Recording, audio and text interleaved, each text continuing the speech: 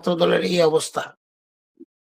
দেখেন, এরশাদের আমলে আমরা দেখেছি, এরশাদের দীর্ঘ ৯ বছরে বাংলাদেশের ঢাকা ইউনিভার্সিটি সহ বাংলাদেশের অলমোস্ট সব ইউনিভার্সিটি যেখানে নির্বাচন হয়েছে, জাতীয়তাবাদী ছাত্রদল কিন্তু বিপুল ভোটে জয়লাভ করেছিল।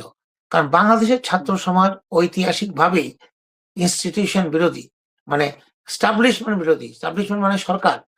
সরকার নরমালি যেই অত্যাচার, অনাচার বা যে অনিয়মগুলো করে, ছাত্ররা বা দেশের ভ্যানগার্ড হিসেবে, জনগণের পালস হিসেবে, জনগণের বিবেক হিসেবে সেটাকে প্রতিবাদ করে থাকে বিশ্বের বিভিন্ন দেশেই।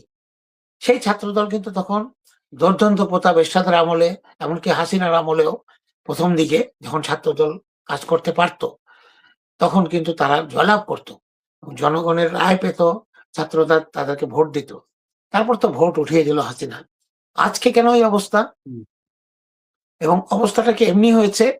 এবং যারা আজকে জিতছে, শিবির বা বিভিন্ন জায়গাতে জিতছে, তাদের প্রতি বিরূপ না হয়ে, তাদেরকে গালাগালি না করে আমরা কেন আমাদের যে ব্যর্থতাটা, নির্বাচনে পরাজয় জয় আছে, কিন্তু ব্যর্থ হলে পরে আমরা সবসময় প্রতিপক্ষকে দোষ দিই, নিজেদের দোষটা কিন্তু দেখি না। আমাদের কি ব্যর্থতা ছিল? বিদেশের বিভিন্ন জায়গাতে, উন্নত বিশ্বে কিন্তু ওরা নিজেদের দোষটাকে বের করার চেষ্টা করে যে আমাদের কি ভুল ছিল, আমরা কি ঠিক মতো এটাকে নির্বাচনটা পরিচালনা করেছি, আমাদের অতীতের কর্মকাণ্ড, আমাদের যে কর্মধারা, যে টেকনিক গুলি কি ঠিক ছিল?